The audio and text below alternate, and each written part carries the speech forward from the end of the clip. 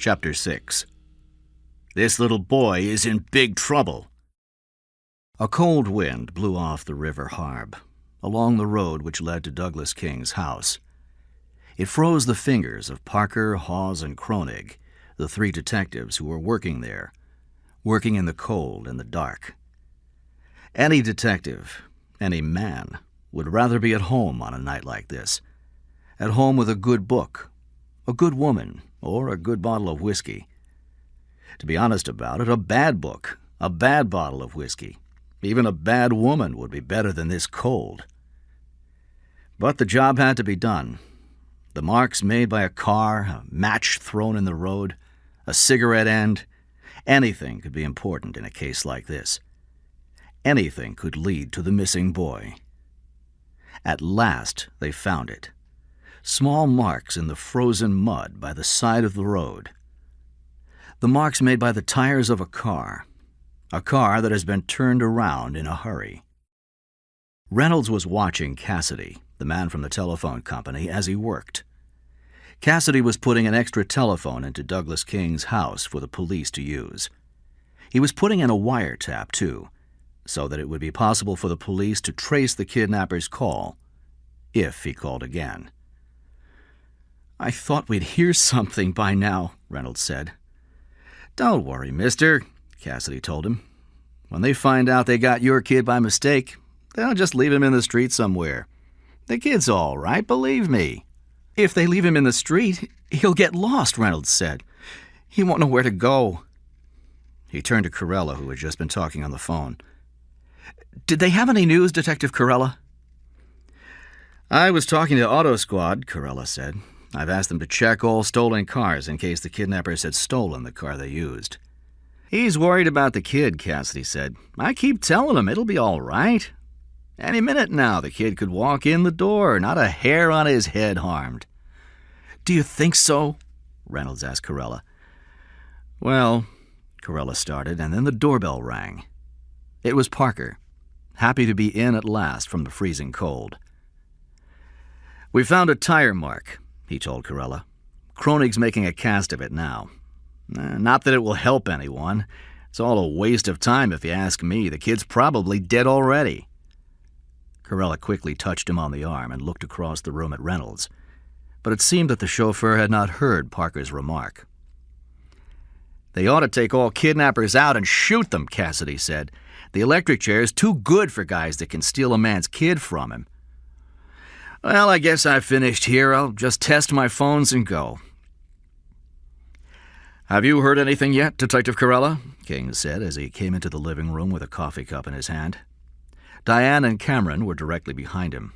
"Not yet, Mr. King," Corella said. "Well, what's the problem? Are your men really looking for the boy? Do they have a description of him?" "Yes, sir, they do." "Do they know he may be somewhere out on the street? Some member of the public may find him. Is anybody taking phone calls from the public?" "It's all taken care of, sir." "All this," King said, "extra phones, wiretaps. It all seems a waste of time to me. There's even a policeman outside my son's bedroom door." "That's right," Corella said. "We're taking no risks. We have no idea what the kidnappers will do next, you see."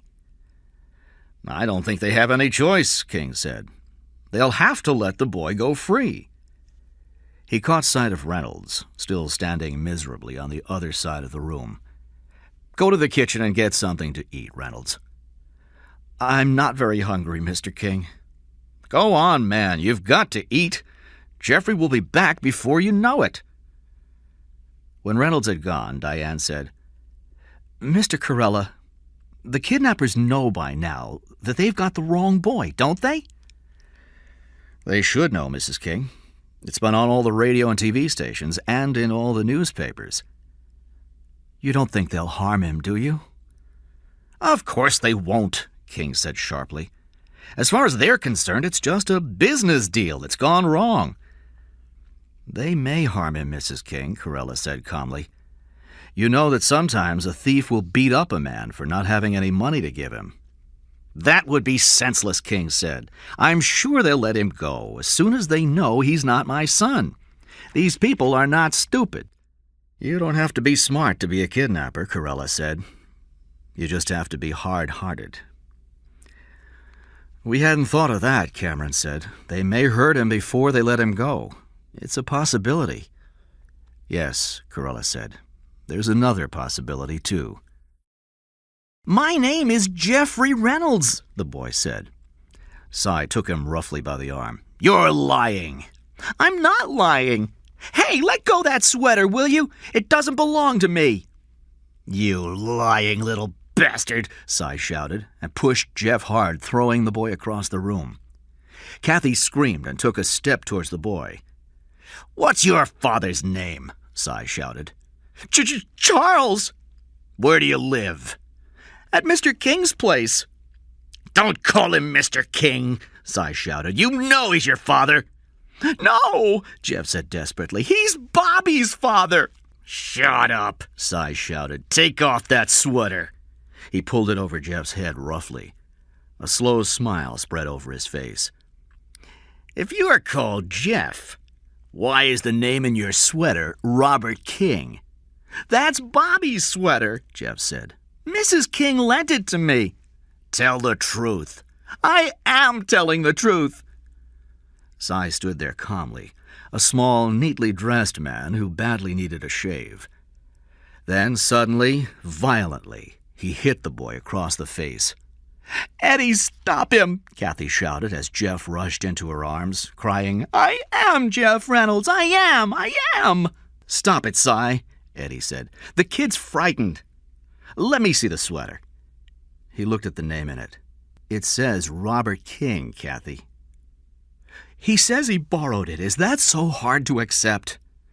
Yeah, Cy said. With $500,000 to lose, it is hard to accept. Let's take the boy home, Kathy said softly. Sure, Cy said, and go straight to prison. He knows us. He could lead the police to us. He turned to Eddie. We want that money, don't we? I don't want it, Kathy screamed. I don't need it. Well, I do, Eddie said softly. I want that money. I wasn't born in Smoke Rise with a rich father. When the hell did anyone ever give me anything? This is my one chance to have something.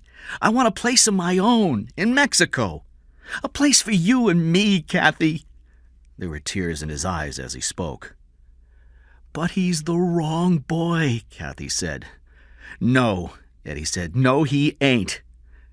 Eddie, you know he is.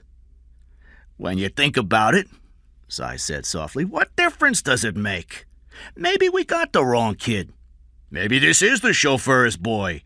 We can still ask King for the money.